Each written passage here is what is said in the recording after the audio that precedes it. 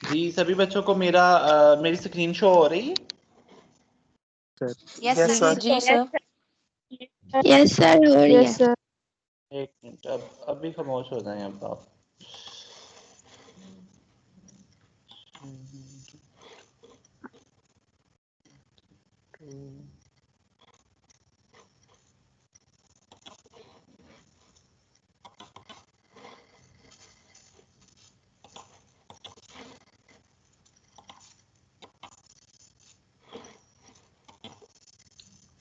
चलें, अब आप सब बच्चों को हो रही है स्क्रीन शो? सर नहीं हो रही, अब नहीं हो रही, पहले हो रही थी। No, sir sir. नहीं हो रही। No, sir.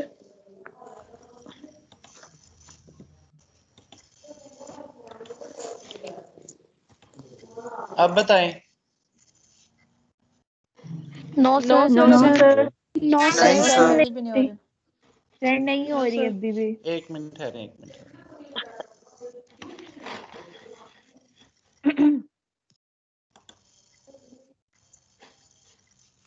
अब हो रही? Yes Yes, sir. sir. Yes sir, Yes, sir. Yes, sir. जी किसको नहीं हो रही Yes, शो? sir. सर मुझे नहीं शो हो रही। सर वो टाइम ले रही, लोड होने में हो जाएगी। सर, सर अब वो हो टाइम ले जाए, चल शुक्र है। चलें अब देखिए। जी जी बेटा बोलें।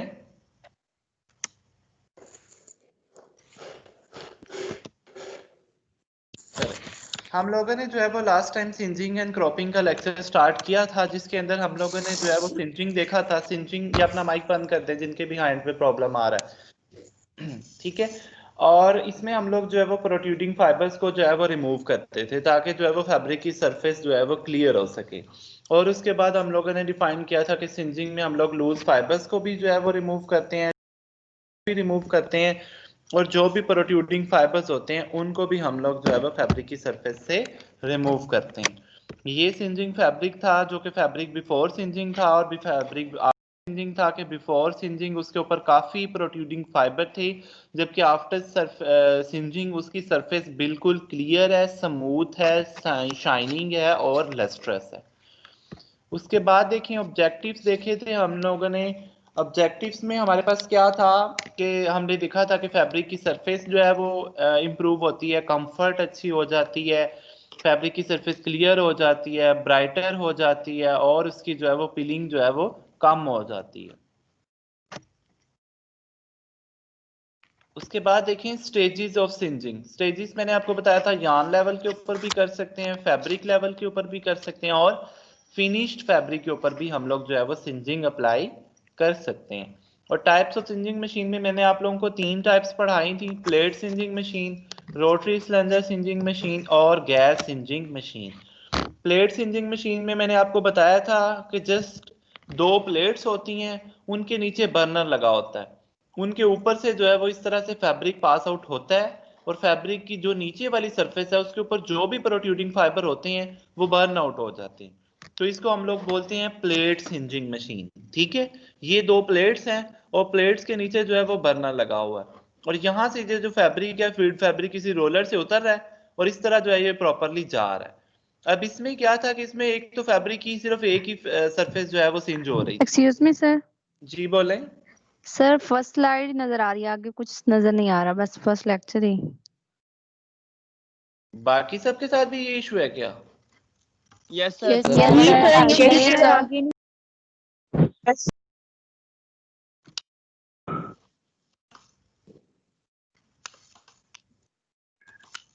अब आपको शो हो रही है, कौन सी स्लाइड शो हो रही है? Plate singeing machine?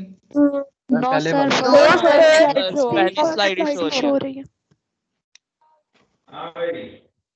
Sir, अब वो है। अब चलिए। क्या कह रही? अब ठीक है अब सर। चल चेंज सिंजिंग ठीक मशीन सर, हो गया। चलो ठीक है। अब देखिए हमारे पास नेक्स्ट, ठीक है, तो नेक्स्ट में हम लोगों ने, मैंने आपको बताया था प्लेट सिंजिंग मशीन में हमारे पास क्या है कि फैब्रिक उसके ऊपर से जो है वो पास आउट हो जाता है। 2 हमारे पास प्लेट्स होती हैं, नीचे उसके लगा होता है बर्नर, और बर्नर उसको हीट देता है जिसकी वजह से जो फैब्रिक है वो सिंज हो जाता है। ठीक है, फैब्रिक की जो सरफेस से जो प्रोट्रूडिंग फाइबर है वो रिमूव हो जाते हैं, लेकिन फैब्रिक की सरफेस को कोई भी नुकसान नहीं होता, फैब्रिक बिल्कुल वैसे ही रहता है। जो दूसरी टाइप थी रोटरी सिलेंडर सिंजिंग मशीन में, उसमें हमारे पास क्या था कि एक सिलेंडर था, उसके पहले फैब्रिक ऊपर वाली सरफेस से गुजरता है और फिर जो है वो नीचे वाली सरफेस से गुजरता था। तो जब ऊपर वाली सरफेस से फैब्रिक गुजरता था तो जो फैब्रिक के नीचे प्रोट्रूडिंग फाइबर थे वो रिमूव हो जाते थे, और जब फैब्रिक जो है वो नीचे वाली सरफेस से इधर से गुजरता था तो जो फैब्रिक के ऊपर प्रोट्रूडिंग फाइबर थे वो रिमूव हो जाते थे। तो हमारे पास जो रोटरी सिलेंडर में है उसमें एक ही जो है सिलेंडर से हमारे पास फैब्रिक की दोनों सरफेसेस जो है वो क्लीन हो जाती थी। लेकिन ये क्या थी कि प्लेट के नीचे तो हम लोग बर्नर लगाते थे ना, लेकिन रोटरी सिलेंडर में हमारे पास क्या है, इंटरनल फायरिंग है, उसके अंदर बर्नर तो नहीं लग सकता ना, क्योंकि वो तो एक सिलेंडर है, सिलेंडर के अंदर तो ऑक्सीजन ही नहीं होगी तो वो बर्नर कैसे चलेगा। तो इसके अंदर कोई इंटरनल फायरिंग हमें देनी पड़ेगी, लाइक कोई प्रॉपर गैस का चैनल, लाइक गैस से कोई हीट प्रोड्यूस करनी पड़ेगी हमने, ठीक है। Yes, sir. और उसके बाद जो है वो गैस सिंजिंग मशीन थी जो कि बहुत ज्यादा यूज होती है इंडस्ट्रीज में। इसमें जस्ट क्या है कि बर्नर लगे होते हैं और वो डायरेक्ट जो है वो उसका जो फ्लेम है वो फैब्रिक हमारे को सिंज कर रहा होता है। इस प्रोसेस में सिंजिंग में मैंने पैरामीटर्स देख लिए थे, फ्लेम इंटेंसिटी, फैब्रिक की स्पीड और सिंजिंग की पोजीशन जो है ये डिपेंड करती हैं, और ये बहुत इंपॉर्टेंट पैरामीटर्स हैं। ये जो फ्लेम इंटेंसिटी है, दाऊद आप बताओ भला फ्लेम इंटेंसिटी का क्या इफेक्ट आ सकता है इसके ऊपर।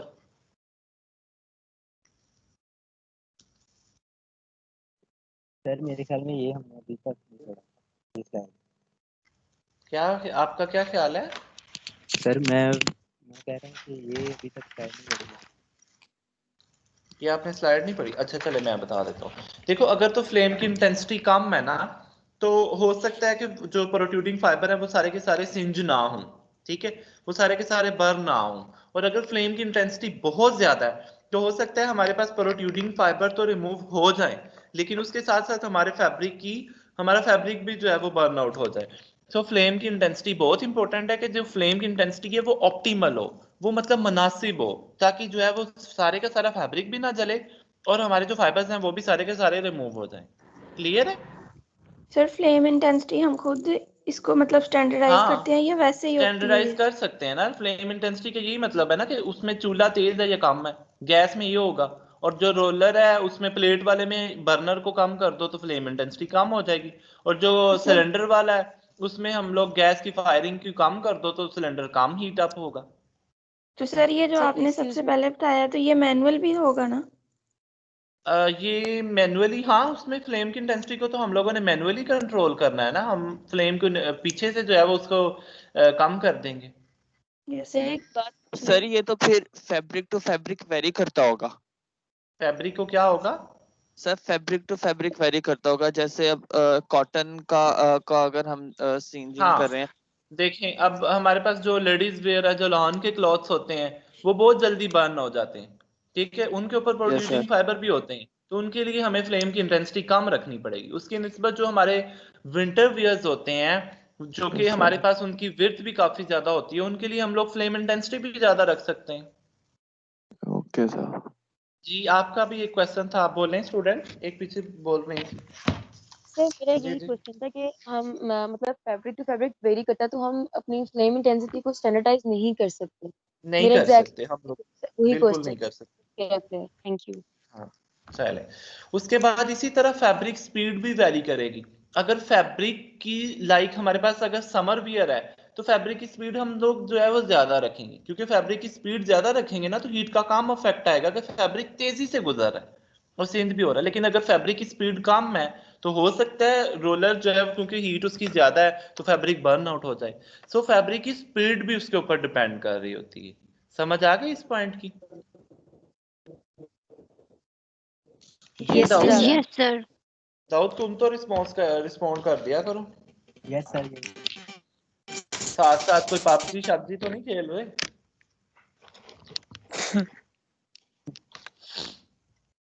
अच्छा, उसके बाद सिंजिंग पोजीशन का भी ये किसके भी हाफ पे मसला आ रहा है, इसको खुद ही जो है वो म्यूट कर दें इससे पहले कि मैं फिर सबको कर दूं। चलें, सिंजिंग पोजीशन का यही मतलब है हमारे पास के वो जो हमारे पास जो बर्नर है या जो हमारे पास जो रोलर है ये जो प्लेट है उनकी क्या पोजीशन है फैब्रिक के हिसाब से, कि वो डायरेक्टली इन कांटेक्ट है या थोड़ी सी दूर पड़ी हुई है, ठीक है। क्योंकि लाइक अगर हम देखें ना, रोलर से जो हीट आएगी, रोलर हीट की जो है वो उससे जो है वो सराउंडिंग में भी थोड़ी थोड़ी हीट होगी। तो हम लोग जो है ये जज करेंगे कि हम लोग जो है वो कितनी दूर जो है वो हमारे पास जो है वो फैब्रिक पड़ा हुआ है। सो ये पैरामीटर्स बहुत इंपॉर्टेंट है।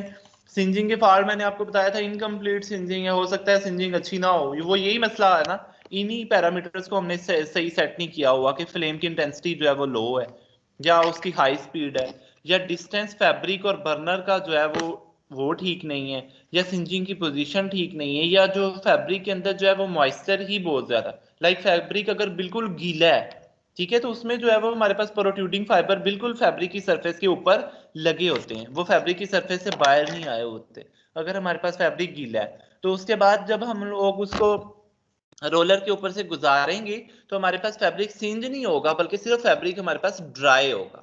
क्लियर है? ये जो लास्ट पॉइंट की समझ आ गई कि मॉइस्चर का क्या इफेक्ट जी हो सर। सकता है, ठीक है। Yes sir. ये जो है वो हमारे पास सिंजिंग फॉल्ट्स आ सकते हैं। नेक्स्ट हमारे पास प्रोसीजर है जिसमें हम लोग करते हैं ब्रशिंग। अब मैंने आपको बताया था ब्रशिंग हम लोग पहले भी कर सकते हैं, बाद में भी कर सकते हैं। मैंने सिंजिंग को पहले एक्सप्लेन किया, ब्रशिंग को बाद में एक्सप्लेन की।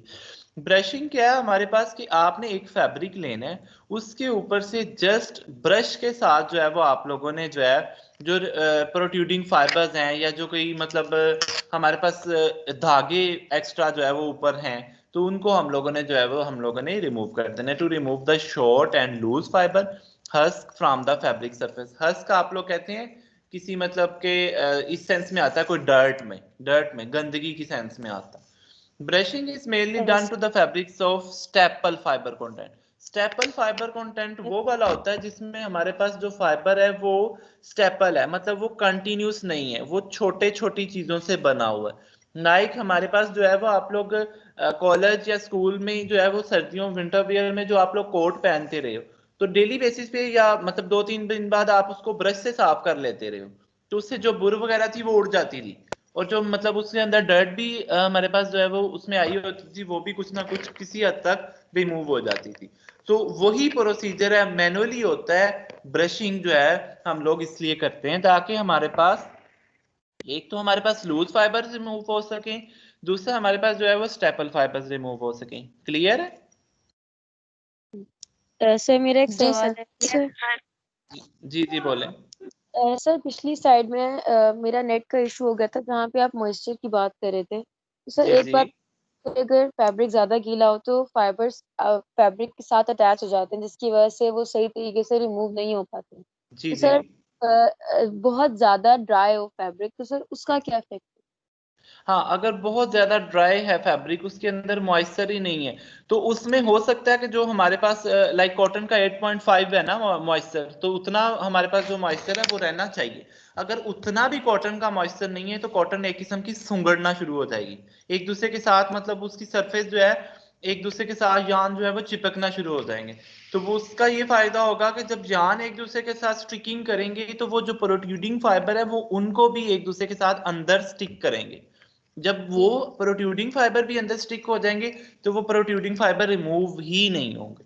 समथिंग लाइक मतलब सुकड़ना, लाइक हमारे पास फैब्रिक्स जो है अगर हम लोग उनको अलमारी के अंदर या कहीं भी घर में बहुत अरसे के लिए 5-6-7 सालों के लिए रख दें तो फैब्रिक सुकड़ना शुरू हो जाते हैं जहां पे उसको प्रॉपरली मॉइस्चर नहीं मिल रहा।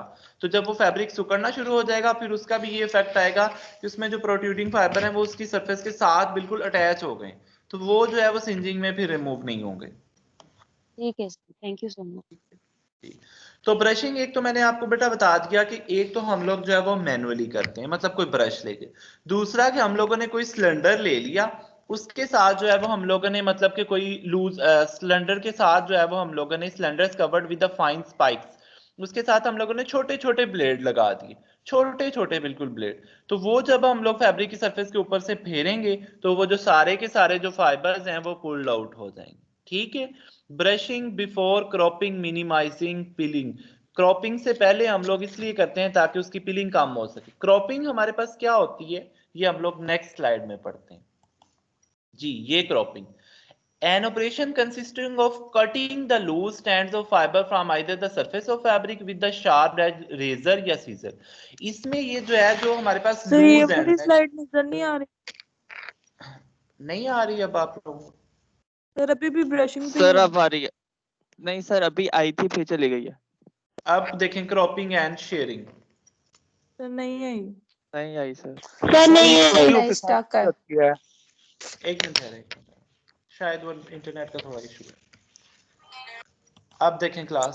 सर आपने स्लाइड ही वो खोली हुई थी पहले। अब आ गई है। Yes sir. सर अब ब्रशिंग सभी वाली मेरी शो बात हो रही सुने। है। नहीं अब तो देखें, अब तो सभी को क्रॉपिंग एंड शेयरिंग शो हो रही है। सर आ गई है। Yes sir. चले अब मेरी बात सुने। अब देखें हमारे पास सिंजिंग क्या थी कि सिंजिंग में हम लोगों ने प्रोट्रूडिंग फाइबर्स को रिमूव किया था किसी बर्नर के साथ, मतलब हीट के साथ हम लोगों ने रिमूव किया था। ब्रशिंग में हम लोगों ने लूज फाइबर्स को रिमूव किया था किसी ब्रश के साथ। और क्रॉपिंग और हमारे पास शेयरिंग, लाइक इसमें ही हम लोग इसको क्या कहते हैं कि इसमें जो हमारे पास लूज फाइबर्स हैं उनको हम लोगों ने कट किया है किसी सीजर के साथ, मैनुअली हाथ के साथ, वन बाय वन जो है वो सीजर लेकर उनमें से जो प्रोट्रूडिंग फाइबर थे या जहां पे वार्प और वेफ्ट के धागे एक दूसरे के साथ इंटेंगल हुए हुए थे उनको जो है वो हम लोगों ने सीजर के साथ जो है वो रिमूव किया है। So that process is known as cropping या शेयरिंग। क्लास एक मिनट ठहरिएगा।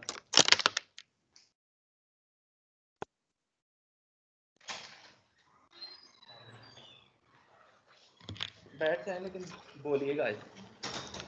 तो उस प्रोसेस को हम लोग क्या बोलते हैं, क्रॉपिंग या शेयरिंग, जिसमें हम लोग जो है वो मैनुअली जो है वो हमारे पास जो फाइबर्स हैं और उनको हम लोग किसी सीजर या किसी रेजर के साथ जो है वो हम लोग कट कर रहे हैं। So that process is known as cropping या shearing. Clear? Excuse me sir. जी बोलें दाऊद। सर नहीं, आशिर बात कर रहा हूँ सर। जी आशिर। ये जो एक्स्ट्रा जो हमारे फाइबर्स थे आपने कहा कि उसे हम रेजर या सीजर से काटते हैं, तो सर फैब्रिक के दोनों साइडों पे तो हमारी ग्रेन लाइन होती है, तो क्या ग्रेन लाइन से भी सॉरी सेल्विज होती है, सेल्विज से भी बाहर जो हमारे फैब्रिक होते हैं उन्हें काटते हैं या फिर नहीं, जो सिर्फ अंदर, सिर्फ अंदर। वो जो नेक्स्ट वाले हैं ना उनको हम लोग फर्दर किसी प्रोसीजर के अंदर जो है वो हम लोग कटिंग करेंगे। Okay sir. चलिए सर मतलब जो तो हम फैब्रिक के ऊपर नॉट्स बन जाते हैं उन्हें कट करते हैं। जी बिल्कुल, नॉट्स को हम लोग कर सकते हैं या हम लोग जो है वो लूज फाइबर्स को जो है वो रिमूव कर रहे हैं। ठीक है ओके सर। जी। आयशा जवेद 1245 आप हैं? 1245।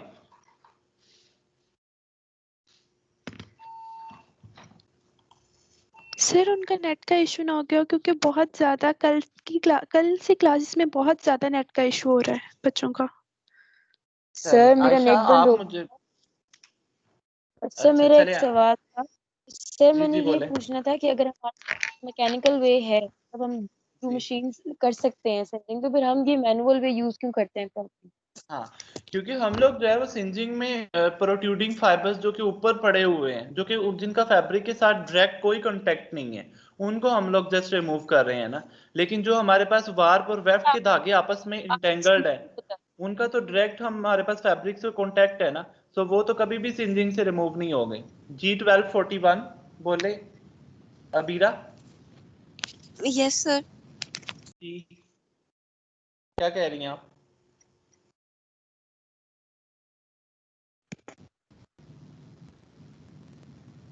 आई थिंक आपका भी इंटरनेट स्टेबल नहीं है। सर आपकी आवाज भी थोड़ी कट कट के आ रही है। अभी बताएं, अभी क्लियर आ रही है? Yes sir. यस सर अब ठीक है। 1265 रेहान। जी सर। आप बताओ, सीजर के साथ हम लोग क्या करते हैं? सर जो हमारे वाटर वेफ्ट के फाइबर जो होते हैं जो आपस में टैंकर हुए होते हैं उनको रिमूव करते हैं। जिनमें एक्स्ट्रा फाइबर्स होते हैं जो सिंजिंग से रिमूव नहीं हो सकते उनको रिमूव करते हैं मैनुअली। ठीक है। 1269 नूरुल लैन। Yes sir. आप बताओ बेटा, हम लोग जो है ये ब्रशिंग किस किस तरीके से कर सकते हैं? सर ब्रशिंग हम मैनुअली ब्रश से और ठीक है। चलिए अपना माइक बंद करते हैं, आपके माइक में बहुत इशू है। चलिए आप देखें, आप लोगों को स्क्रीन शो हो रही है मेरी? जी sir. Yes, sir. Yes sir. जी सर। चलो, अब मैंने आप लोगों को क्रॉपिंग एंड शेयरिंग का भी प्रोसीजर जो है वो हम लोगों ने बता दिया। सो उसके बाद हम लोग इस स्लाइड के ऊपर देखेंगे कि उसने ऑब्जेक्टिव्स बताए हुए हैं, very important for your mid exam या for your quiz number 1 which will be conducted after a week. तो हम लोग देखें, purpose of shearing is to remove loose threads and fibre tufts on the surface of fabric, या these are shaved off, ये बिल्कुल remove हो जाते हैं। Carefully running cloth in close contact with the razor sharp helical blades mounted on the steel cylinder. इसका मतलब ये है कि हम लोग चूंकि उनको ब्लेड्स के साथ रिमूव करते हैं, तो हमें जो है ये जो फाइबर्स हैं इनको बहुत ज्यादा केयरफुली रिमूव करना चाहिए, ताकि हमारे फैब्रिक जो है वो डैमेज ना हो सके। उसके बाद देखिए, shearing is not always necessary for fabrics meant for bleaching और dyeing, but it is useful for printing that requires a fabric with a very smooth face. कहता है कि अगर हमारे पास जो है उसमें लूज फाइबर्स हैं या वार्प और वेफ्ट के अंदर इंटेंगल्स हैं, तो वो अगर तो हम लोगों ने उसको बाद में डाई करना है या ब्लीच करना है, तो अब तो हमारे लिए कोई इंपॉर्टेंट नहीं है। लेकिन अगर हमने उसके ऊपर जो है वो प्रिंट करना है, कोई पैटर्न जो है वो प्रिंट करना है, तो उसके लिए हमारे पास जो है वो शेयरिंग बहुत इंपॉर्टेंट है। क्यों इंपॉर्टेंट है? क्योंकि जब हमने पैटर्न उसके ऊपर प्रिंट करना है, तो वो अगर हमारे पास जो है वो फाइबर्स बाहर आएंगे, प्रोट्रूडिंग फाइबर्स होंगे, तो कभी भी हमारा जो है वो एक फाइन पैटर्न उसके ऊपर प्रिंट नहीं हो सकेगा। क्लियर है? Yes, sir. जी sir. Yes, sir. For the same sir एक रीजन बात द repeat क्लॉथ, कर दें। जी मैं बताता सर हूँ। डाइंग अगर और ब्लीचिंग के लिए करते ही नहीं है कि जरूरी नहीं है? जरूरी नहीं है, कर सकते हैं, क्योंकि जब हम लोगों ने डाई करना है ना, तो डाई में तो एक पैड होता है ना, उसके जी। अंदर से फैब्रिक ने गुजरना है ना, तो वो फैब्रिक तो सारे का सारा डाई हो जाएगा। और डाई हमेशा एक कलर की होती है, मोस्टली एक कलर की जी। डाई होती है, ठीक है। लेकिन जब हम लोगों ने प्रिंट करना है, जी बोले, जी बोले,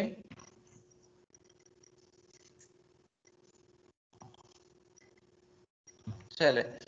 तो लेकिन जब हम लोगों ने प्रिंट करना है, तो प्रिंट में हमारे पास एक पैटर्न होता है, और पैटर्न जो है वो कंपोज होता है डिफरेंट कलर्स का, और उसके अंदर फिगर्स भी हो सकती हैं, कोई शेप्स भी हो सकती हैं।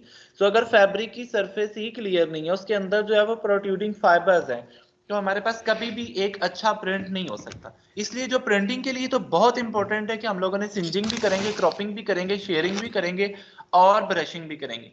लेकिन अगर हमने उसके बाद उसकी डाइंग करनी है या ब्लीचिंग करनी है, तो फिर उसके लिए इतना इंपॉर्टेंट नहीं है। समझ आ गई?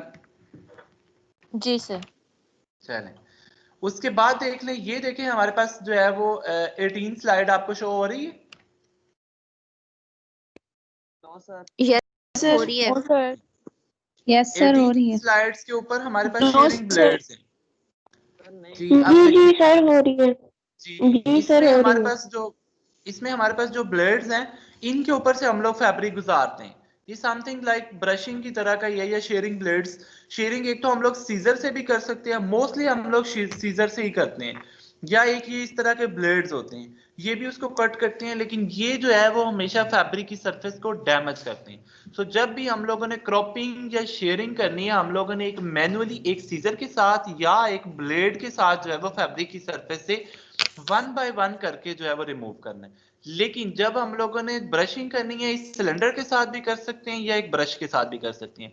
और जब हम लोगों ने सिंचिंग करनी है, तब हम लोगों ने गैस सिंचिंग करनी है, मोस्टली जो इंडस्ट्रीज में यूज होती है।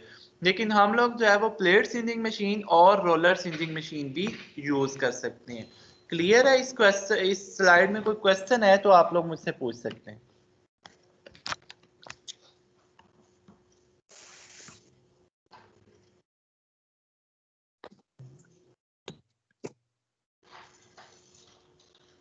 जी 1440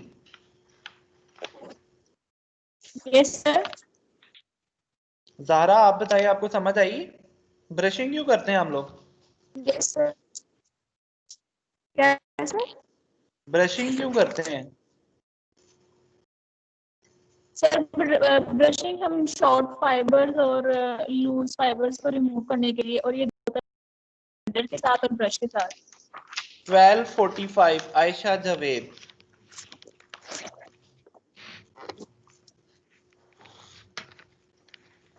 12:45 आयशा जावेद। माइक ऑन करें बेटा।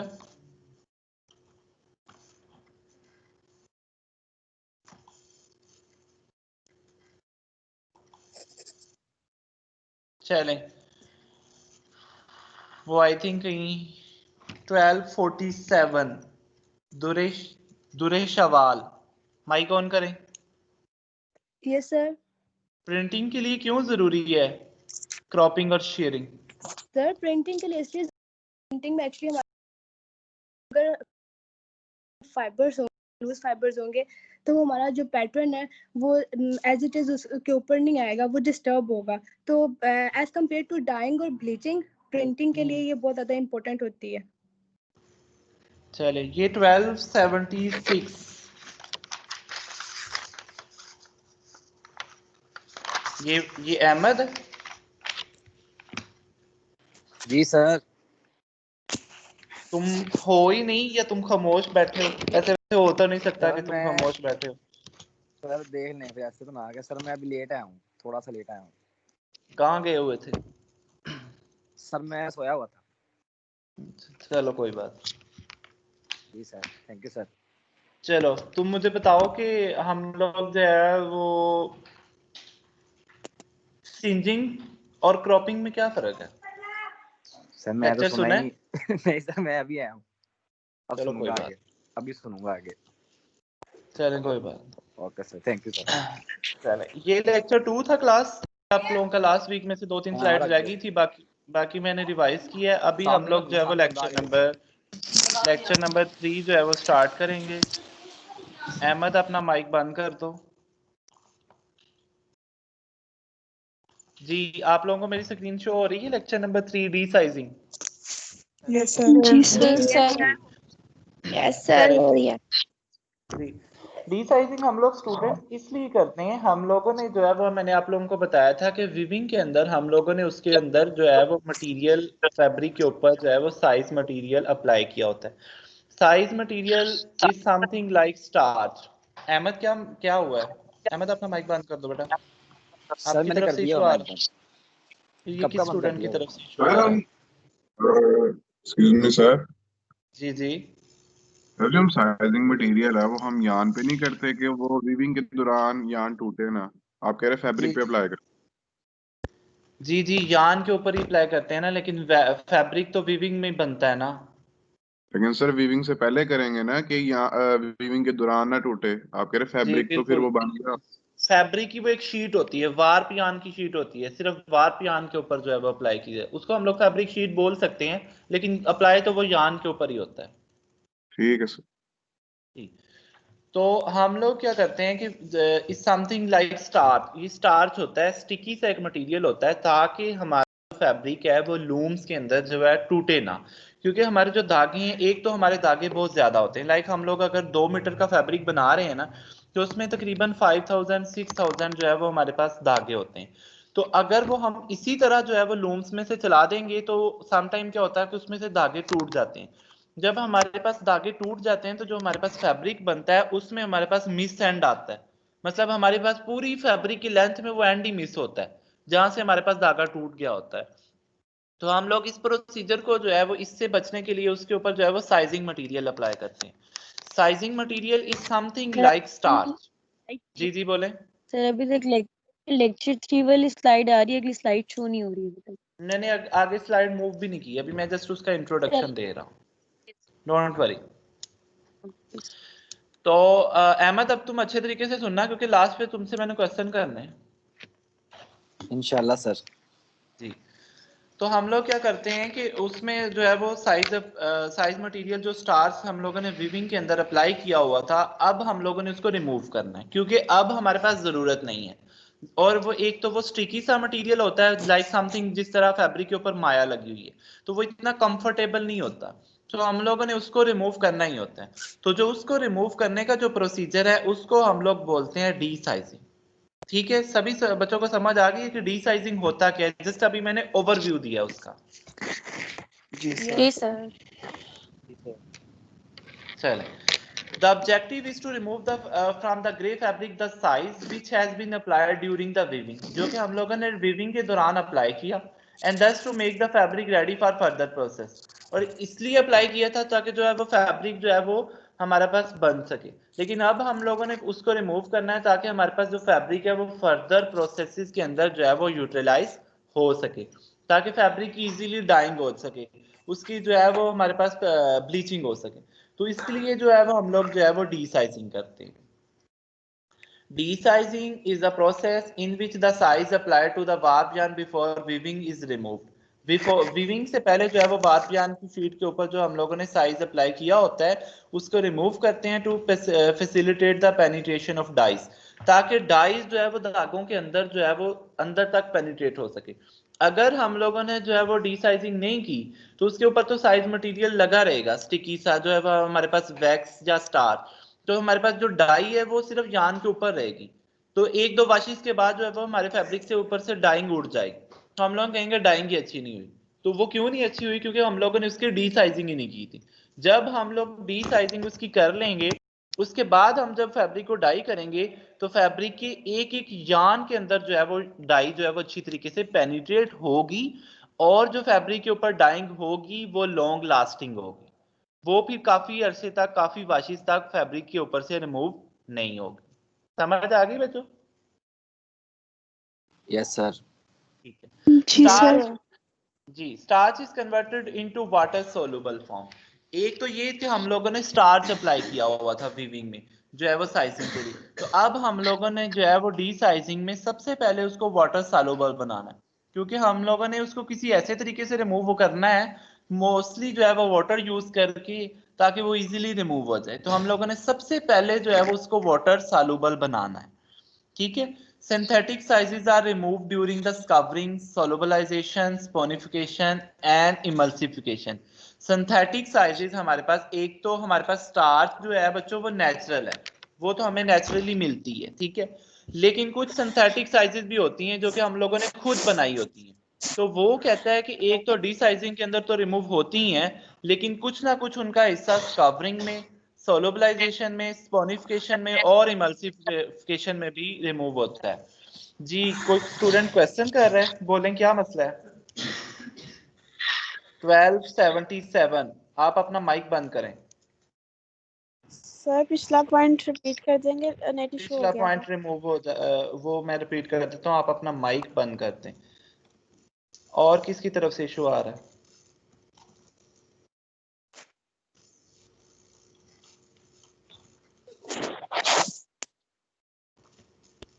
चले, तो हम लोग क्या करते हैं कि डी साइजिंग के अंदर जो है वो बच्चों हम लोग जो है वो स्टार्च को रिमूव करते हैं। स्टार्च एक नेचुरल साइजिंग मटेरियल है जो कि वाटर सॉल्युबल जो है वो उसको हम लोग बना लेते हैं, लेकिन उसके बाद कुछ सिंथेटिक साइजेस भी हैं जो कि हम लोगों ने खुद बनाई हुई हैं इंडस्ट्री के अंदर। तो उनको रिमूव करने के लिए हम लोग डी साइजिंग तो करते ही हैं, लेकिन कुछ ना कुछ स्कावरिंग, सोलुबलाइजेशन, स्पोनिफिकेशन एंड इमल्सिफिकेशन में भी करते हैं। ये बच्चों कुछ प्रोसीजर्स हैं जो कि हम लोग नेक्स्ट प्रोसेसिंग के अंदर करेंगे। अभी जस्ट आप लोग इन प्रोसीजर्स के नाम याद रख लें कि अगर सिंथेटिक साइजेस है तो वो इन प्रोसीजर्स के थ्रू भी रिमूव हो सकती है। क्लियर है? Excuse me sir. जी बोलें। सर ये पॉइंट है कि मिक्स स्टार्च वाटर सॉल्युबल कैसे बनाएंगे? हाँ, वाटर सॉल्युबल उसको किसी प्रोसीजर के थ्रू बनाएंगे, उसके अंदर कुछ ना कुछ ऐसा एसिडिक एजेंट डालेंगे ताकि वो वाटर सॉल्युबल बन जाए। हम नेक्स्ट स्लाइड्स में ये देखेंगे कि स्टार्च किस तरह से जो है वो वाटर सॉल्युबल होता है। ओके जी आगे देखें, sizing and sizing agent. Sizing में हम लोग जो है वो कौन कौन से जो है वो मटेरियल्स उसके ऊपर अप्लाई करते हैं। एक तो ये बात कि साइजिंग एक प्रोसेस है for application for the composition of matter apply to warp yarn. Warp yarn के ऊपर अप्लाई होता है बिफोर वीविंग, वीविंग से पहले, ताकि जो है वो वीविंग में जो है वो फैब्रिक हमारा बन सके। क्लासिफिकेशन ऑफ साइजेस दो टाइप्स हैं बच्चों, एक तो नेचुरल है और एक है हमारे पास सिंथेटिक साइज। तो for commercial sizing chemistry cotton के लिए हम लोग ज्यादातर starch, carboxy methyl cellulose CMC और नेचुरल गम्स यूज करते हैं, जबकि रीजनरेटेड लाइक नायलॉन, पॉलिस्टर के लिए जो है वो क्या यूज करते हैं, प्रोटीन बेस्ड ग्लू, गिलाटिन, ये एक मटेरियल होता है। जबकि सिंथेटिक्स के लिए हम लोग क्या यूज करते हैं, पीवीए, पॉलीक्रिलिक एसिड, सीएमसी। इसमें से जस्ट दो नेम्स याद रखने और ये इंपॉर्टेंट है कि कॉटन के लिए हम लोग जो है वो कौन सा साइजिंग मटेरियल यूज करते हैं, एक स्टार, एक सीएमसी। रीजनरेटेड फाइबर्स के लिए हम लोग कौन सा यूज करते हैं, एक ग्लू, एक जिलेटिन। और सिंथेटिक के लिए हम लोग जो है वो कौन सा यूज कर सकते हैं, पीवीए, सीएमसी और इसके बाद पॉली एक्रिलिक एसिड। क्लियर है? Yes sir. Excuse me sir, ये पॉइंट दोबारा रिपीट करते हैं जरा। जी, सर कॉटन आपकी के आवाज लिए की हम बहुत लोग, ज्यादा डिस्टरबेंस आ रही। अब बताएं, कॉटन के लिए हम लोग जो है वो स्टार्च यूज करते हैं या कार्बोक्सी मिथाइल सेलुलोज, ये भी एक मटेरियल होता है, केमिकल होता है ताकि बार बियान ना टूटे। और नेचुरल गम्स भी हम लोग यूज करते हैं। और रीजनरेटेड सेलुलोजिक के लिए हम लोग, फाइबर्स के लिए हम लोग प्रोटीन बेस्ड ग्लू या जिलेटिन हम लोग यूज करते हैं। रीजनरेटेड बच्चों फाइबर्स वो वाले होते हैं जिनका सोर्स नेचुरली है, लाइक सोर्स कॉटन ही है, उनसे वो बनाए गए हैं, ठीक है। जबकि सिंथेटिक है वो बिल्कुल हमारे पास जो है एक मैन मेड होते हैं, उनका उनसे कोई ताल्लुक नहीं होता, उसका कॉटन के साथ कोई ताल्लुक नहीं होता। लेकिन सिंथेटिक्स में ये है कि लाइक कॉटन की स्ट्रेंथ कम होती है, लेकिन पॉलिस्टर, जब पॉलिस्टर है या नायलॉन है, जितने भी सिंथेटिक हैं, उनकी जो स्ट्रेंथ है वो हमेशा कॉटन की निस्बत ज्यादा होगी, क्योंकि उनके अंदर हम लोग जो है वो उनकी मैन्युफैक्चरिंग के अंदर ही हम लोगों ने कोई ऐसा मटेरियल जरूर उसके अंदर डाला होता है। एक तो उनकी ही डिफरेंट होती है, दूसरी बात ये कि उनके अंदर हम लोगों ने मटेरियल कुछ स्टिकी मटेरियल डाला होता है जिससे उनकी जो है वो स्ट्रेंथ भी इंप्रूव कर जाती है। सो उनकी स्ट्रेंथ पहले से ही ज्यादा होती है। सो उनके लिए हम लोग डिफरेंट मटेरियल्स यूज करते हैं और कॉटन के लिए हम लोग जो है वो डिफरेंट मटेरियल्स यूज करते हैं।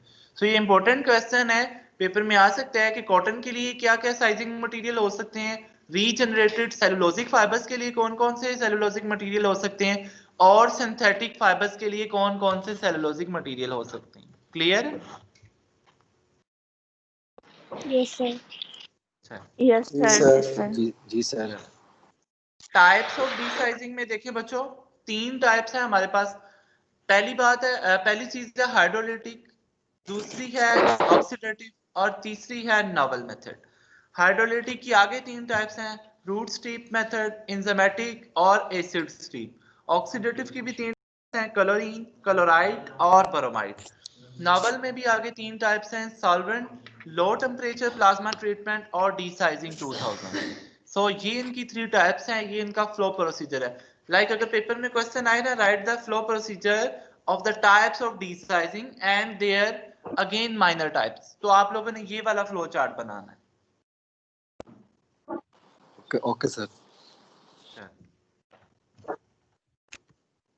क्वेश्चन जी जी, पेपर में इस तरह से क्वेश्चन आ सकता है, write the flow chart for the types of desizing and their minor types. तो चलें, अब देख ले बच्चों, हमारे पास सबसे पहली जो टाइप है वो है हमारे पास इंजाइमेटिक डीसाइजिंग। इंजाइमेटिक डीसाइजिंग क्या है, नाम से जाहिर है इंजाइम, इंजाइम से जो है वो हम लोगों ने डीसाइजिंग करनी है, इंजाइम से हम लोगों ने उसको रिमूव करना। इंजाइम एक ग्रीक वर्ड है, means yeast. These are the organic biocatalysts are classified as proteins with a higher molecular weights। एक तो ये कि ये प्रोटीन्स होते हैं बच्चों, दूसरी चीज ये कि इनका मॉलिक्यूलर वेट काफी ज्यादा होता है। अब मॉलिक्यूलर वेट जब बहुत ज्यादा होगा ना, तो ये जब हम लोग फैब्रिक के ऊपर इसको ट्रीट करेंगे ना, तो जो लो मॉलिक्यूलर वेट वाला जो चीज होगी ना, लाइक स्टार, उसको ये अपने अंदर जो है वो रिएक्ट कर लेंगे। जब ये उसके अंदर रिएक्ट कर लेंगे तो जो एंजाइम है ये वाटर से इजीली रिमूव हो जाते हैं। तो उसके बाद जब हम फैब्रिक को वॉश करेंगे तो उसमें से जो साइजिंग मटेरियल है वो रिमूव हो जाएगा। ठीक है, can be taken from animal source से भी हम लोग ले सकते हैं, क्लोटेड ब्लड से, लीवर से, पैंक्रियास से होता है, प्लांट से भी हमारे पास मिल जाता है, माल्ट एक्सट्रैक्ट और बैक्टीरियल से भी। Are very specific with respect to reaction catalyst and substrate. Substrate ये है कि हम लोगों ने किस फैब्रिक के ऊपर अप्लाई करना है, और रिएक्शन कैटलिस्ट है कि किस हम लोगों ने जो है वो साइजिंग मटेरियल के साथ अप्लाई करना है। तो उसके लिहाज से जो है वो हम लोग इसकी स्पेसिफिकेशन देख लेंगे। लाइक अगर हमारे पास जो स्टार्च है उसका मॉलिक्यूलर वेट भी काफी ज्यादा है। तो हम लोग जो इंजाइम यूज करेंगे वो वाला इंजाइम यूज करेंगे जिसका मॉलिक्यूलर वेट उससे ज्यादा हो, ताकि वो उसको पहले अब्जॉर्ब करे फिर वाटर से उसकी रिमूवल हो। अगर हमने ऐसा एंजाइम यूज किया जिसका मॉलिक्यूलर वेट ही कम हुआ, तो वो उसको अपने अंदर ना अब्जॉर्ब करेगा ना वो बाद में रिमूव होगा। इस स्लाइड में जस्ट आप लोगों के पास आप लोगों ने क्या बात याद रखनी है कि व्हाट आर एंजाइम्स। एंजाइम बच्चों एक ऑर्गेनिक बायोकैटलिस्ट होते हैं। ऑर्गेनिक कंपाउंड वो वाले होते हैं जिनके अंदर हमारे पास कार्बन, ऑक्सीजन और हाइड्रोजन, और इनके जो है वो कार्बन, ऑक्सीजन और हाइड्रोजन बस याद रख लें। और उसके बाद हमारे पास एक ये प्रोटीन होते हैं हायर मॉलिक्यूलर वेट्स। दो बातें, कहाँ से ले सकते हैं, एनिमल से भी ले सकते हैं और हम लोग जो है वो प्लांट से भी ले सकते हैं। और उसके बाद ये बात याद रख ली कि हम लोग जो है ये स्पेसिफिक हैं विद रिस्पेक्ट टू रिएक्शन से भी और सबस्ट्रेट से भी। सबस्ट्रेट का यहाँ पे मतलब कॉटन है, मैं लिख भी देता हूँ, और रिएक्शन कैटलिस्ट का ये मतलब है कि हम लोगों ने जो है वो कॉटन या कोई भी फैब्रिक आ सकता है ना, और रिएक्शन कैटलिस्ट का क्या मतलब है यहाँ पे कि हम लोगों ने इसको अप्लाई किसके साथ करना है, किस साइजिंग मटेरियल के साथ हम लोगों ने इसको अप्लाई करना है। क्लियर है? जी सर। जी, enzyme for starch are called amylase. जो स्टार्च के लिए एंजाइम हम लोग यूज करते हैं वो अमाइलेज होता है। मिक्सचर होता है अल्फा एंड बीटा अमाइलोज का इन स्टार्च में, ठीक है। They hydrolyse the starch into smaller water soluble molecules. जब स्टार्च को बच्चों हम लोग उसके साथ कंबाइन करते हैं एंजाइम के साथ, ये उसको करते हैं हाइड्रोलाइज। हाइड्रोलाइज का ये मतलब है कि उसको वाटर सॉल्युबल बनाते हैं and make into smaller water soluble molecules. Starch को बच्चों ये तोड़ देते हैं और इतने छोटे मॉलिक्यूल्स में तोड़ देते हैं कि ये वाटर के साथ सॉल्युबल हो जाए। क्या करता है एंजाइम, एंजाइम जो है वो जब हमारे पास स्टार्च के साथ कंबाइन होता है तो स्टार्च के मॉलिक्यूल्स को हाइड्रोलाइज करता है। स्टार्च के मॉलिक्यूल्स को छोटे छोटे मॉलिक्यूल्स के अंदर तोड़ता है और इतने छोटे छोटे मॉलिक्यूल्स के अंदर तोड़ता है ताकि वो जो है वो वाटर के अंदर सॉल्युबल हो सके। क्लियर है? सर फिर रिपीट कर दें। यस स्टार्च क्या करता है हमारे पास, सॉरी एंजाइम क्या करता है हमारे पास, जब स्टार्च के साथ कंबाइन करता है तो उसकी हाइड्रोलाइज करता है, उसको जो है वो वाटर सॉल्युबल बनाता है। कैसे बनाता है कि स्टार्च की वो चेन्स को तोड़ता है। एंजाइम हमने देखा ना ऑर्गेनिक कंपाउंड है, ऑर्गेनिक का मतलब है इसके अंदर कार्बन हाइड्रोजन है, तो वो उसकी कार्बन हाइड्रोजन चेन्स के ऊपर जाके लगता है, उसकी चेन्स को तोड़ता है और उसकी चेन्स को तोड़ के इतने छोटे मॉलिक्यूल्स में कन्वर्ट करता है कि वो वाटर सॉल्युबल हो जाए। जब कोई भी चीज वाटर सॉल्युबल हो गई ना, फिर हमारे लिए वो उसको रिमूव करना कोई मुश्किल नहीं है, क्योंकि हम जस्ट उसकी वॉशिंग करेंगे और वो चीज हमारे लिए जो है वो रिमूव हो जाएगी। तो हमारे पास जो एंजाइम है, इस स्लाइड में ये क्वेश्चन आ सकता है, what is the function of enzyme in desizing. तो क्या फंक्शन है बच्चों कि वो they hydrolyse the starch molecules into the smaller water soluble molecules. जब वाटर सॉल्युबल हो जाएंगे तो उसके बाद वो वॉशिंग से इजीली रिमूव हो जाएंगे। ठीक है बच्चों? तो for other sizing material such as glue, अगर हमारे पास स्टार्च है तो उसको तोड़ दिया उसने छोटे मॉलिक्यूल्स, लेकिन अगर दूसरे साइजिंग मटेरियल लाइक ग्लू है या जिलेटिन है तो उसके लिए जो हमारे पास एंजाइम यूज होता है वो हमारे पास क्या कौन सा है, गिलाटेज। उसके लिए हमारे पास कोई और एंजाइम यूज हो रहा है, और जब जो एंजाइम हमारे पास जो है वो स्टार्च के लिए यूज हो रहा है उसको हम लोग क्या बोल रहे हैं, अमाइलेज। क्या बोल रहे हैं, अमाइलेज। जो स्टार्च के लिए यूज हो रहा है उसका बच्चों और नाम है, जो हमारे पास ग्लू और जिलेटिन के लिए यूज हो रहा है उसका हमारे पास और नेम है। ये डिफरेंस याद रख लें। एंजाइम्स भी काफी टाइप्स के होते हैं, तो जो हमारे पास स्टार्च के लिए यूज होगा वो अमाइलेज होगा। लाइक स्टार्च, उसकी चेन स्टार्च जैसी होंगी, जाके वो वाली चेन्स होंगी जो कि स्टार्च की चेन के साथ रिएक्ट कर सकें, उसको छोटे छोटे मॉलिक्यूल्स में तोड़ सकें और उसको वाटर सॉल्युबल बना सकें। जबकि हमारे पास ग्लू और जिलेटिन के लिए हमारे पास जो है वो गिलाटेज होता है।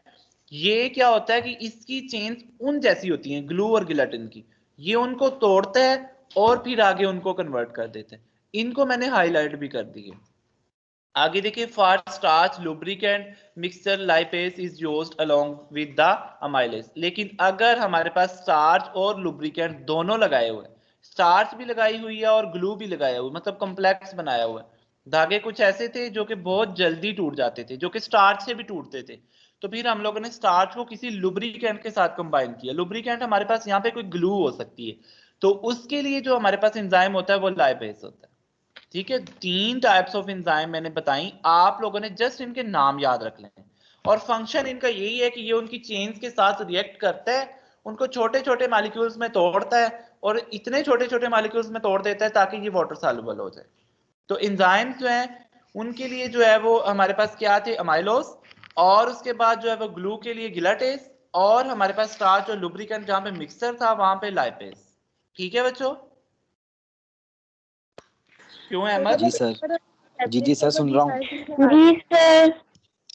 जी ये बहुत सारे बच्चों के अभी क्वेश्चन आना शुरू हो जाएंगे, बोलें अभी करें, मुझे बताएं किस चीज की समझ नहीं आई, मतलब जस्ट इनका इसमें जब नेम हम याद रखने हैं। फैब्रिक के ऊपर डीसाइजिंग लगाते हैं और बाद में उसको वॉश कर लेते हैं, वो डिपेंड ऑन द फैब्रिक कौन सा हाँ डीसाइजिंग लगाते हाँ, तो देखिए हम लोगों ने देखा ना कि साइजिंग भी 3 टाइप्स की थी, या तो स्टार्च लगाया हुआ था, या कोई Yes, ग्लू sir. लगाई हुई थी, या हमारे पास स्टार्च और ग्लू दोनों लगाए हुए थे। तो अगर हैं। वो तो स्टार्च फैब्रिक लगाया, पे है। हाँ तो अगर स्टार्च लगाया हुआ था तो हम लोगों ने अमाइलोज यूज किया, अगर हमारे पास ग्लू यूज की हुई थी तो गिलाटेस यूज किया, और अगर हमने जो है वो स्टार्च और लुब्रिकेंट दोनों लगाए हुए थे तो हम लोगों ने लाइपेज यूज किया। इनको मैं बोल्ड भी कर देता हूं ताकि ये 3 नाम आपको याद रखने में कोई मसला ना पेश आए, और जस्ट इनके नेम्स याद रखने, इनका प्रोसीजर नहीं आपने देखना। ठीक है बच्चों? Yes sir. चले, इंजाइमेटिक डिसाइजिंग में हम लोग क्या करते हैं, एक प्रोसेस होता है बैच वाइज होता है, बैच वाइज या कंटिन्यूस, ये 2 प्रोसेस होते हैं हमारे पास जो है वो प्रोसेसिंग में। बैच वाइज में ये होता है कि स्टेप बाय स्टेप करते हैं, एक फैब्रिक को जो है वो एक बॉक्स में डाला, उसमें जो है वो उसके ऊपर जो है वो डिसाइजिंग अप्लाई की, मटेरियल अप्लाई किया कोई एंजाइम, और उसके बाद उसकी किसी और बॉक्स में जो है वो वॉशिंग की। लेकिन कंटिन्यूस प्रोसेस में उसी जो है वो हमारे पास जो प्रोसीजर है उसी जो है उसमें अंदर एक बार हम लोगों ने एंजाइम अप्लाई कर दिया और एक बार हम लोगों ने उसके अंदर ही एंजाइम निकाल के उसके अंदर वॉशिंग कर ली एक ही डब्बे में। ठीक है, तो उसके बाद एप्लीकेशन ऑफ एंजाइम, ये हमारे पास डाइजेशन ऑफ स्टार्च एक जे बॉक्स होता है। अगर तो हमारे पास जे बॉक्स है तो उसमें जो है वो हम लोगों ने 75 डिग्री सेंटीग्रेड अप्लाई करना है टेम्परेचर, और 30 मिनट के लिए रखना है। अगर स्टीमर है तो फिर हम लोगों ने 30 से 60 सेकेंड रखना है। अगर बैचिंग है तो 8 से 16 घंटे रखना है हम लोगों ने फैब्रिक को। ये डाइजेशन ऑफ स्टार्च की 3 जो है ये इंपॉर्टेंट क्लासिफिकेशन है। Removal of digested products from the fabric with the hot wash, उसके बाद हम लोग उसकी हॉट वॉश करते हैं, मतलब गर्म पानी से उसको जो है वो वॉश करते हैं। गर्म पानी से जो चीजें स्टिकी होती हैं अंदर जो है वो बिल्कुल उसके साथ स्टिक हुई होती हैं वो भी हमारे पास रिमूव होती हैं। तो इस स्लाइड में हमारे पास क्या है कि 2 प्रोसीजर्स हैं, बैच वाइज है या कंटिन्यूस। कंटिन्यूस में कि हम लोग जो उसको एक ही बॉक्स के अंदर अप्लाई कर रहे हैं, बैच वाइज एक बॉक्स में उसके ऊपर डिसाइजिंग, फिर एक बॉक्स में उसके ऊपर जो है वो वॉशिंग अप्लाई कर रहे हैं। उसके बाद डाइजेशन ऑफ स्टार्च है, मतलब कि ये उसकी बॉक्स की टाइप्स है। अगर तो जे बॉक्स है प्रोसेसिंग में तो उसको उसमें उसको फैब्रिक को इतनी देर रखो, अगर स्टीमर है तो इतनी देर रखो, और अगर बैचिंग है तो उसको इतनी देर रखो, ताकि उसमें से जो सारे के सारा जो है वो स्टार्च है या जो भी ग्लू है वो उसके अंदर से रिमूव हो सके। सर जी बोले। सर डाइजेशन ऑफ स्टार्च का एक बार बता देंगे इसका पर्पस क्या है, ये वाला थोड़ा सा किसका एक्सप्लेन कर देंगे। किसका बेटा? Digestion of starch. हाँ, डाइजेशन ऑफ क्या? स्टार्च का मतलब है कि हमारे पास कितनी देर में जो स्टार्च है वो सारे का सारा डिजेस्ट हो जाएगा, वो सारे का सारा खत्म हो जाएगा, वो सारे का सारा हजम हो जाएगा, उसका इफेक्ट खत्म हो जाएगा। तो वो कितनी देर में खत्म होता है कि अगर हमारे पास जे बॉक्स है तो 75 डिग्री सेंटीग्रेड टेम्परेचर रखो और 30 मिनट के लिए अप्लाई करो उसके ऊपर डिसाइजिंग मटेरियल। अगर स्टीमर है तो जस्ट 30 से 60 डिग्री सेंटीग्रेड, टेम्परेचर का कोई इफेक्ट नहीं है, जस्ट टाइम का है। अगर बैचिंग है तो फिर 8 से 16 घंटे के लिए आप उसके अंदर रखेंगे। क्लियर? Yes sir. चले, लास्ट स्लाइड है एंजाइमेटिक डिसाइजिंग की, कि एक्टिविटी ऑफ एंजाइम्स जो है वो डिपेंड कर रहा होता है हमारे पास टाइम के ऊपर, टेम्परेचर के ऊपर, पीएच के ऊपर और कंसंट्रेचर के ऊपर। लाइक अगर हमने टाइम उसको बहुत कम दिया है तो हो सकता है एंजाइम रिएक्शन ही ना हुआ हो। टेम्परेचर ही प्रॉपर नहीं दिया तो फिर भी हो सकता है। पीएच का इफेक्ट आ सकता है। कंसंट्रेशन, अगर हमने एंजाइम ही कम लिया है, स्टार्च उसके ऊपर बहुत ज्यादा लगा हुआ है, तो फिर भी उसका इफेक्ट नहीं होगा। ठीक है बच्चों, the enzyme are the only active with in the specific range of pH and temperature. Enzyme की भी एक रेंज होती है, एक टेम्परेचर होता है जिसके ऊपर वो रिएक्ट करता है, उससे बाहर नहीं वो रिएक्ट करता। Time of digestion depend on concentration. Digestion का टाइम डिपेंड करता है कंसंट्रेशन आपने कितनी डाली है डीसाइजिंग की। अगर आपने डीसाइजिंग मटेरियल अच्छा खासा डाला है तो हमारे पास स्टार्च जो है वो इजीली डाइजेस्ट हो जाएगा। लेकिन अगर आपने जो है वो उसके अंदर मटेरियल ही नहीं डाला तो फिर वो डाइजेस्ट नहीं होगा। ठीक है, लाइक अगर हम जो है वो बिरयानी की एक प्लेट खा रहे हैं और हमें भूख 4 दिनों से है तो वो डाइजेस्ट तो हो जाएगी लेकिन हमारी जरूरत नहीं पूरी होगी। लेकिन अगर हमने जस्ट जो है वो सुबह का नाश्ता भी किया हुआ, जैसे हम लंच में जो है वो बिरयानी की एक प्लेट ले रहे हैं तो वह डाइजेस्ट भी होगी और हमारी नीड भी पूरी होगी। सो टाइम ऑफ डाइजेशन डिपेंड करता है उसकी कंसंट्रेशन के ऊपर।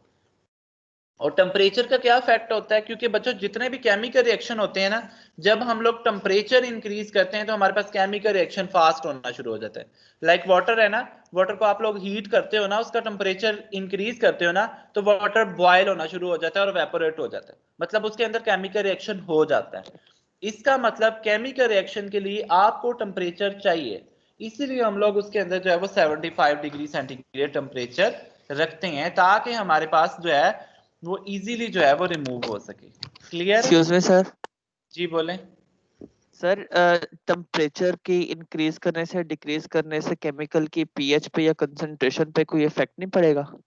कंसंट्रेशन के ऊपर तो कोई इफेक्ट नहीं पड़ेगा, केमिकल उसकी पीएच चेंज हो सकती है टेम्परेचर के चेंज होने से, लेकिन हम लोग टेम्परेचर को इतना चेंज नहीं करते ना, लाइक 30 से 300 पे नहीं ले जाते, 30 से हम लोग उसको 70-80 के ऊपर ले जाते हैं, जिसके ऊपर एंजाइम वर्क करना शुरू हो जाए और उसके साथ जो है वो रिएक्ट करना शुरू हो जाए। ठीक है बच्चों? Okay okay sir. सर अगर हम एंजाइम ज्यादा डालेंगे तो फिर कपड़ा फट भी तो सकता है।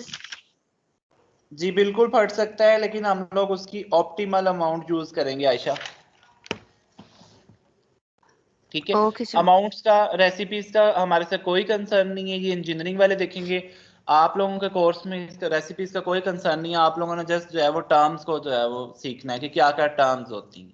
क्लियर है? आप जो लास्ट बैच था उनको ये पढ़ाया गया था, लेकिन वो मैंने ओमिट कर दी है क्योंकि ना तो आपका उनसे कोई लिंक है और ना ही वो हम लोग उसको इतना डीपली देखेंगे। ठीक है बच्चों? Okay sir. जी सर। जी सर। तो एंजाइम डीसाइजिंग में हम लोग जो है वो हम लोगों ने क्या किया कि activity of the enzyme depend कर रहा है टाइम पे, टेम्परेचर पे, पीएच पे, कंसंट्रेशन पे, और टाइम ऑफ डाइजेशन डिपेंड करती है उसकी कंसंट्रेशन के। और टेम्परेचर का बच्चों क्या इफेक्ट है? Stability of enzyme decreases with the increase in temperature. मतलब जब हम लोग टेम्परेचर इंक्रीज करते हैं तो एंजाइम स्टेबल नहीं रहता, एंजाइम रिएक्ट होना शुरू हो जाता है और उसके बाद इनएक्टिव हो जाता है अबव 75। अगर हमने 75 से भी ऊपर कर दिया ना टेम्परेचर, फिर हमारा एंजाइम जो है वो इनएक्टिव हो जाएगा। अब हमारा एंजाइम कुछ भी नहीं करेगा, अब हमारा एंजाइम जो है वो स्टार्च के साथ कुछ भी नहीं करेगा। तो हम लोगों ने टेम्परेचर 75 से कम रखना है, लेकिन यूजुअली 50 to 75 हम लोग रखते हैं। ठीक है बच्चों? साल्ट्स में भी add to increase the stability, starch को हम लोग ऐड कर सकते हैं ताकि थोड़ी बहुत स्टेबिलिटी बढ़ जाए, 80 तक हो जाए, लेकिन इतनी ज्यादा वो स्टेबिलिटी नहीं बढ़ती। सर 75 एक स्टैंडर्ड फिगर है। जी एक्सटेंडेड फिगर है। जी सर बोले। ये जो लाइपेज आपने बताया था, एक लाइपेज था, एक अमाइलेज था और जी एक और जो था सर, तो इन सब की जो टेम्परेचर रेंज होगी स्टार्च की वो तो अलग होगी ना? हाँ, हो सकता है किसी की 70 हो सकता है किसी की 75 हो सकता है किसी की 80 हो, लेकिन उसने जो है वो ऑप्टिमल रेंज बताई है जो कि सबके ऊपर लाई कर रही है, वो ऑलमोस्ट 75। ओके। ठीक है। However, activity of enzyme is doubled after every 10 degree centigrade rise in temperature. कहता है कि इसकी एक्टिविटी इंक्रीज भी हो जाती है। मैंने आपको बताया ना, जो ही हम लोग टेम्परेचर इंक्रीज करेंगे तो हमारे पास जो केमिकल रिएक्शन है वो इंक्रीज होना शुरू हो जाता है। तो हर 10 डिग्री सेंटीग्रेड के साथ साथ उसकी जो एक्टिविटी है वो इंक्रीज होना शुरू हो जाती है। समझ आ गई बच्चों? हम लोग इसका ओवरव्यू ले लेते हैं। बच्चों हम लोगों ने इसमें क्या सीखा है कि हम लोगों ने एक तो इंजाइम पढ़ा, हम लोगों ने इंजाइम के साथ उसकी डीसाइजिंग कर रहे हैं। इंजाइम के साथ उसकी डीसाइजिंग इस तरह से कर रहे हैं कि कोई ना कोई हम लोग इंजाइम यूज कर रहे हैं और इंजाइम के साथ उसको रिएक्ट कर रहे हैं। इंजाइम हमने देखा था स्टार्च के लिए और यूज होगा, ग्लू के लिए और यूज होगा, और जब मिक्सर होगा तो उसके लिए और यूज होगा। और हमने ये देखा था कि ये कंटिन्यूस प्रोसेस में भी यूज हो सकता है और बैच प्रोसेस में भी यूज हो सकता है। और हम लोगों ने देख लिया था कि स्टीमर में रखना है तो कितनी देर के लिए रखना है, जे बॉक्स में रखना है तो कितनी देर के लिए रखना है, या हम लोगों ने जो है वो एक क्या था और थर्ड वाला बैचिंग में रखना है तो कितनी देर के लिए रखना है। और उसके बाद हम लोगों ने ये देख लिया कि इसका पीएच, टेम्परेचर और इफेक्ट कंसंट्रेशन के ऊपर अफेक्ट होता है, जबकि एंजाइम की एक्टिविटी 75 डिग्री सेंटीग्रेड के ऊपर मैक्सिमम होती है, लेकिन अगर हम उसका टेम्परेचर इंक्रीज करें तो उसकी एक्टिविटी जो है वो डबल। अभी तक एंजाइम में सिर्फ ये वाली बातें याद रखनी, समझ आ गई? जी सर। जी यस सर। सर। जी सर।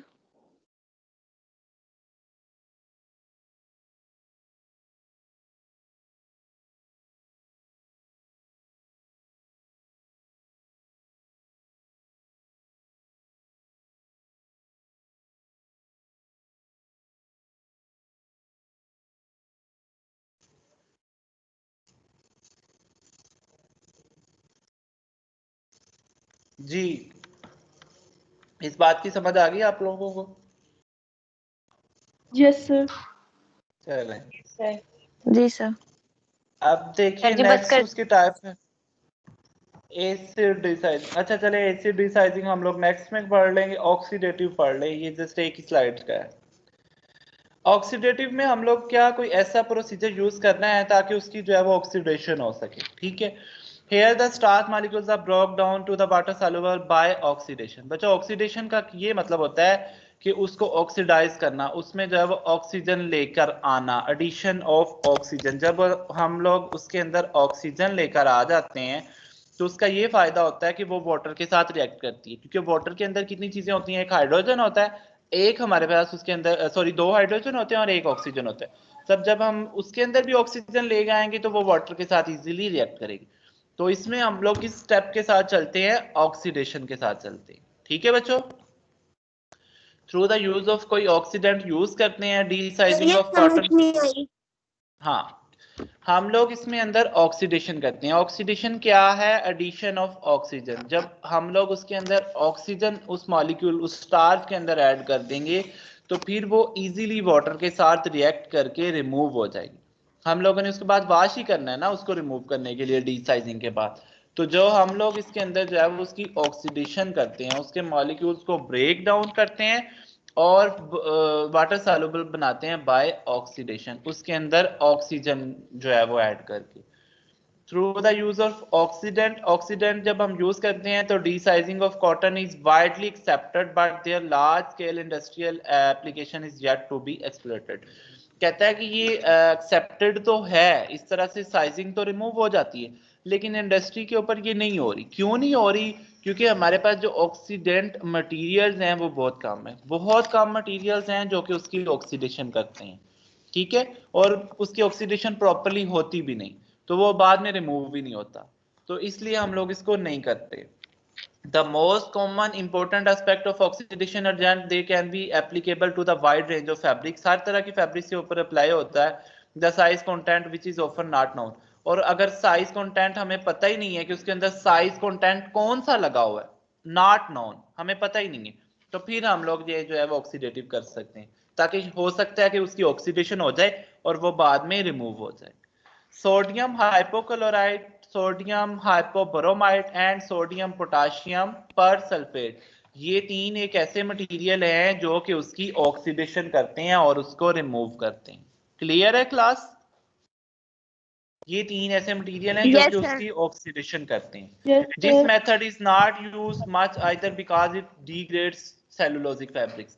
हो सकता है जो सेलुलोजिक फाइबर्स हैं लाइक हमारे पास कॉटन है, क्योंकि कॉटन के अंदर भी ऑक्सीजन होती है, तो ये समटाइम ऐसे करता है कि ये डीसाइजिंग मटेरियल को तो ऑक्सीडाइज कर ही रहा होता है, लेकिन ये उसके साथ साथ जो है वो हमारे फाइबर्स को भी जो है वो डैमेज कर देते हैं। इसलिए हम लोग ये इतना ज़्यादा यूटिलाइज नहीं कर सकते। आप लोगों ने जस्ट ये बात याद रखनी है, ऑक्सीडेटिव डीसाइजिंग क्या होती है, कैसे ये उसकी ऑक्सीडेशन करता है, कौन कौन से मटेरियल यूज हो सकते हैं, और हम लोग ये क्यों नहीं यूटिलाइज कर सकते।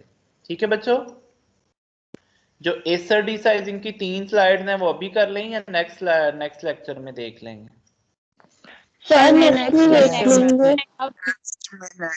नेक्स्ट में बाकी एंडिंग या एवैल्यूएशन ऑफ डीसाइजिंग में नेक्स्ट में पढ़ाऊंगा।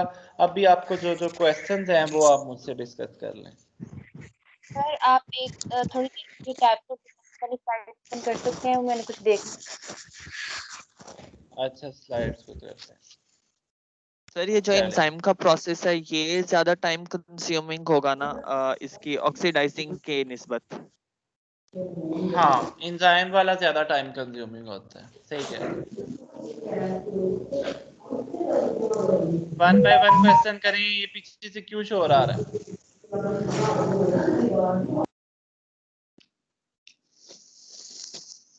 जी बच्चे बोलें।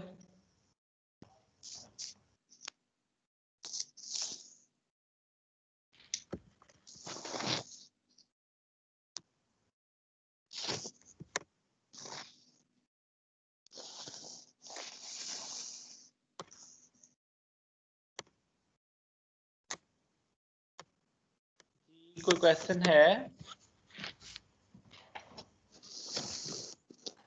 No sir. चलो अटेंडेंस लगाएं फिर अहमद। जी सर।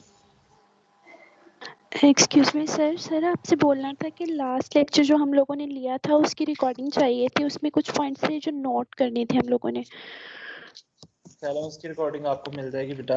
अभी इस आज ही आप लोगों को तीनों लेक्चर्स की स्लाइड्स भी मिल जाएंगी और आपको रिकॉर्डिंग भी मिल जाएगी। इसकी तो यहाँ पे सेव हो जाएगी, उसकी मैं रिकॉर्डिंग आपसे शेयर कर दूंगा। और जो आपने क्विज का हमें कहा था ये जो कमिंग वीक है इसी वीक में होगा या उस नेक्स्ट वीक में? मेरे ख्याल में बच्चों कमिंग वीक में ले लें आशिर, क्योंकि हम आप लोगों का सिलेबस अभी कम है। कमिंग वीक में हम अगर लेंगे तो जस्ट सिंजिंग डीसाइजिंग का लेंगे, अगर फिर उससे कमिंग हो जाएगा तो फिर उसमें सिलेबस भी बढ़ जाएगा। क्या ख्याल है? तो जैसा सही लगे।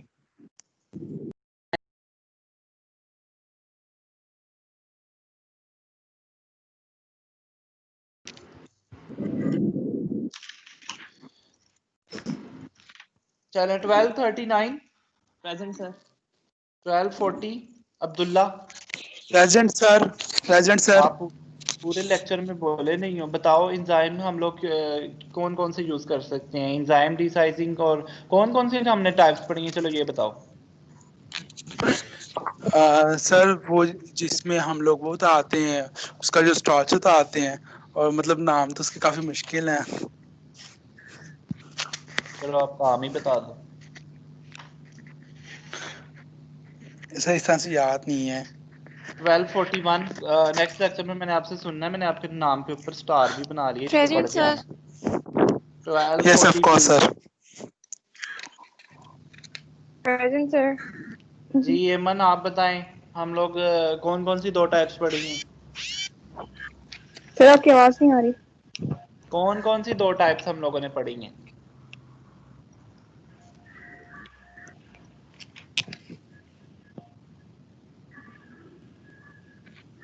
ट्वेल्व 43 सर आपकी आवाज नहीं ठीक आ रही। 1243 अब आ रही है?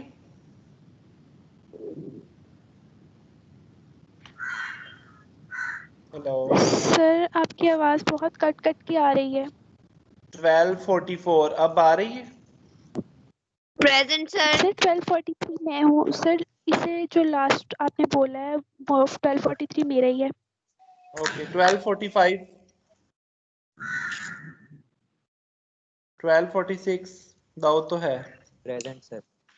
1247 प्रेजेंट सर। 1248 present sir. जी फरबा आप बताएं। जी सर। हम लोग ऑक्सीडेशन जो है ऑक्सीडेटिव डीसाइजिंग में क्या करते हैं? सर इसमें जो स्टार्च मॉलिक्यूल्स होते हैं उसमें हम उसको हम ब्रोकन डाउन करते हैं स्मॉलर मॉलिक्यूल्स में बाय ऑक्सीडेशन। इसमें हम ऑक्सीजन का यूज करते हैं। Very good. 1249 present sir. बच्चों आप लोगों के 10 मार्क्स जो है ये इसी तरह पार्टिसिपेशन के होंगे। लाइक अभी फरवा ने रिस्पॉन्ड कर दिया है ना, मैंने इसके 2 मार्क्स लगा दिए। मेरे सामने शीट पड़ी होती है। लाइक इससे मतलब मैं कोई पूरे सेशन में कोई 10 बार क्वेश्चन करूंगा, अगर इस पे सारे क्वेश्चन ठीक हुए तो 10 मार्क्स तो इससे वैसे लग गए। 5 मार्क्स के 2 क्विज मिनट से पहले होंगे, 2 क्विज मिनट के बाद होंगे। तो इसमें ये बात याद रखिएगा कि अगर आप उसको प्रॉपरली रिस्पॉन्ड कर रहे हैं तो वो आपके मार्क्स लगेंगे। और अगर आपको सम टाइम लाइक एक बार नहीं भी क्वेश्चन आता तो डोंट वरी, लेकिन नेक्स्ट उसको बी प्रिपेयर्ड, क्योंकि मैं उसको काफी बार मैं क्वेश्चन करता हूँ। ऑलमोस्ट हर लेक्चर में हर किसी से ही क्वेश्चन करता हूँ ताकि आपके जो है वो मैक्सिमम मार्क्स लग जाएं। लेकिन अटेंटिव रहा करें, बार बार पार्टिसिपेट किया करें ताकि मुझे भी पता चले कि आप लोग जो है वो इसके ऊपर जो है वो काफी अट्रैक्टिव है। 1250 Fiza. Present sir. 1251 present sir. 1252 present sir. 1253 present sir. 1254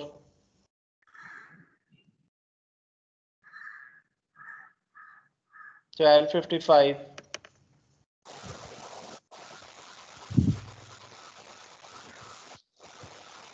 1256 1257 present sir. 57 1258 present sir. 1258 present sir.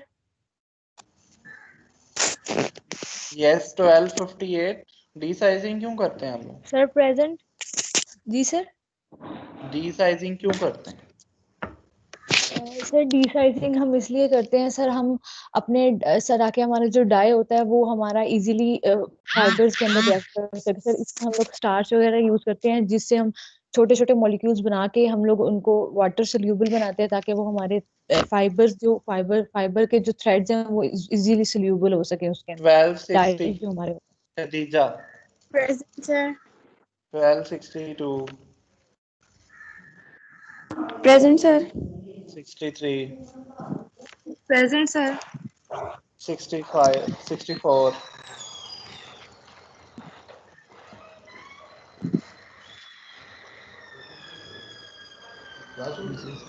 just 5 minutes there, 5 minutes there। 1265 present sir. जी हम लोग रीसाइजिंग कौन कौन से टाइप्स की हमने आज पढ़ी? सॉरी सर क्या पूछा आपने? रिसाइजिंग की टाइप्स सर इसमें एक तो वो होता है, वो क्या कहते हैं अभी जो एंजाइमेटिक होता है, एंजाइम यूज करते हैं, और दूसरा जो होता है ऑक्सीडेटिव वाला, इससे हम उनको ऑक्सीडेशन करते हैं उसकी रिमूव चलो करते हैं।